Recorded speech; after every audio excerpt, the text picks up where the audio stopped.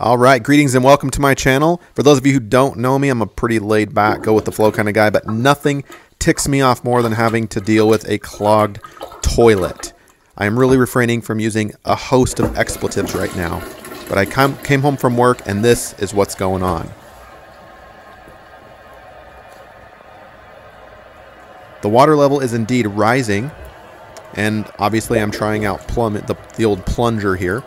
And the water level is slowly decreasing, so that's telling me I suspect we have a partial clog. Here's another look. Water level indeed rising. So to be honest, I don't know what to do here. I am going to be trying a lot of different things. So you can walk through me and you can walk through this video with me, and hopefully one of these strategies can help you unclog your nasty mess as well. See, look at that. That's not normal. Do you see how slow that drain is? A very, very slow drain and a soft gurgle at the end. So we're going to boil some water. First step here, let's start off with a passive approach using some Dawn soap. Apparently this works for plenty of people. And some hot water. Yeah, I'm just boiling some water out of the kettle. In fact, it's not actually 212 degrees. It's slightly less than, because you don't want to crack your porcelain toilet. So don't put boiling water in your toilet. But really hot water, or tap water from if you have a bathtub right next to you or a sink. And about a gallon or so. In fact, you can get a big old 5-gallon tub if you've got one out in the garage. Fill that baby up and just let her rip. And the idea is that soap will actually create kind of lubrication for the clog. Let it sit for 10, 15 minutes, 30 minutes, and see if that works. That might work for you. It did not work for me. I've got the same problem. Check it out. That slow, partially clogged drain. Now, there's a host of reasons why this might be. There might be something actually clogged in it. It might be hard water buildup on certain parts. It might be a flapper issue.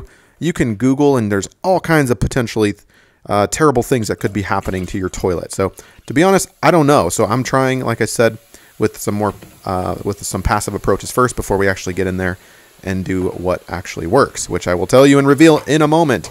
But first, you just saw me add some baking soda, and I put like, I don't know, like a quarter of a cup or quarter of a box in there, and then some vinegar. And that is a good old-fashioned cleaning solution. And let it sit, let it mix, give it a flush, and see if that worked at all.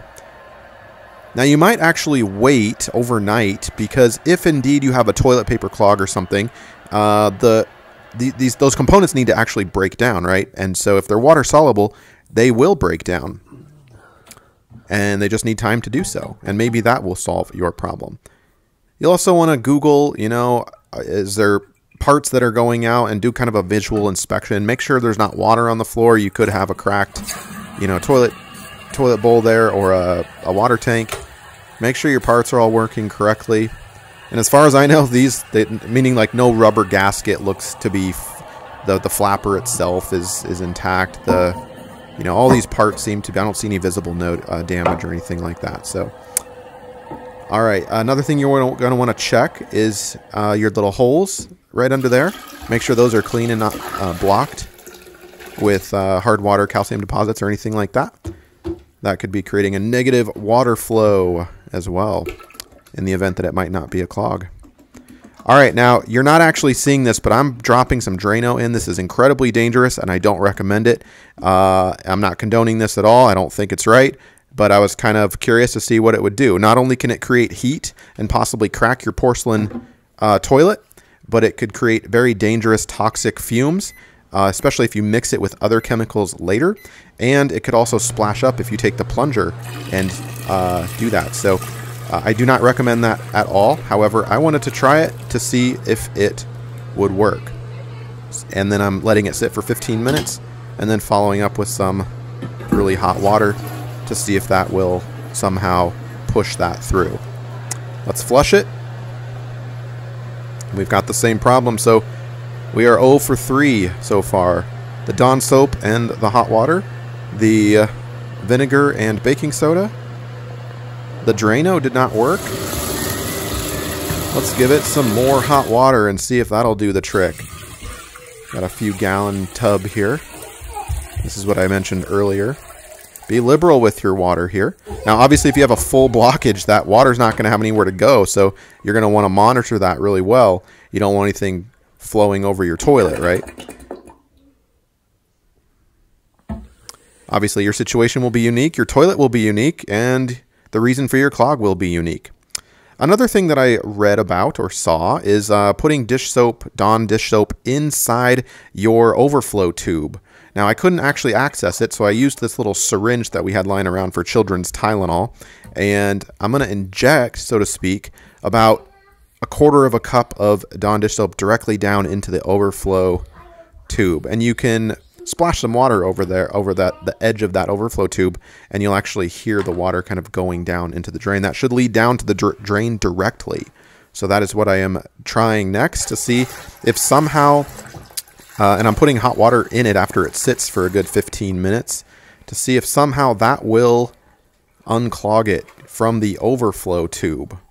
Okay, so Dawn dish soap in the overflow tube with a lot of hot water. Maybe that'll work for you. Did it work for me?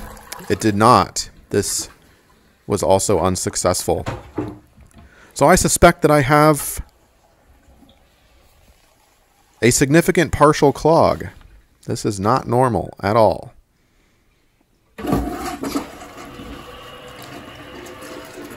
Although super bubbly, kind of fun, I guess. Maybe fun's not the right word. All right. So next, we're going to actually get manual. Now, they recommend, if you don't have an auger or a snake, to get a clothes hanger, a metal clothes hanger, preferably a plastic one that's lined, or you can put tape around it because you don't want to scratch up your tube, your porcelain tank at all, and it will scratch. This is metal. I also got kind of creative to try to make my own do-it-yourself toilet snake with this old IKEA cable. This is for photos that you can like hang on the wall. I had some extra lying around, and I tried to kind of fish that down there and use my drill to kind of turn it as I manually guided it down there. But it was really hard. It's not really, there's not enough integrity. It didn't like push all the way through. The toilet, or the clothes hanger didn't work either. Look at these really tight turns that have to be made. So here is what worked. Finally, the moment you've been waiting for. I got these little green snake things. They're not super long. They're only about 18 inches, I think, per one. And they're for like bathroom drains and stuff. And they have these little hooks and spikes on the end. So what I did was I took two of them actually, and I clipped off one of the ends and I taped them together. Now, a whole packet of these are like super cheap, $5 or $6 online. And of course, I'll pop links down below for all the tools and all the things that I used in this video, as always. So check that out if you want. But basically, I had these lying around, and I took two of them and took some duct tape and taped them together really well. Be careful. You want that junction to be taped super well because you don't want that coming off inside your toilet, right? Now, I chose these particular pieces because it's made of a plastic that's kind of soft, but it has enough integrity where it's actually not going to just twist and bend once it hits a corner or a curve in the P-trap. It's actually going to go down. You can actually push it through, and you might need to actually get a little closer. In fact, glove up and put your hand down there and hold it in the black part and just kind of keep pressuring it with your back hand until it goes all the way in, all the way through, as deep as it can. You want that to go all the way down. So it might take a little bit of wrestling and turning. Once you're as deep as you can, go ahead and give it some turns in and out just like this. And that thing is going all the way down. It's not twisted or anything. Look at that. And let's give it a flush. Victory is mine. Take that. Woohoo! Got it!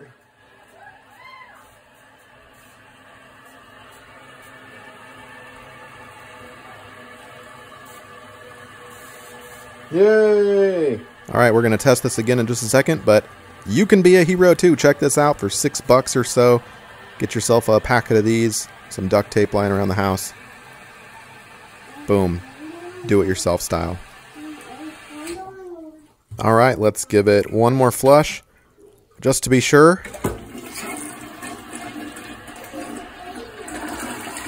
Look how fast that is. Back to normal, baby. Hopefully this video has helped you out. For more do-it-yourself home projects around the house, be sure to subscribe, and thanks for being with me.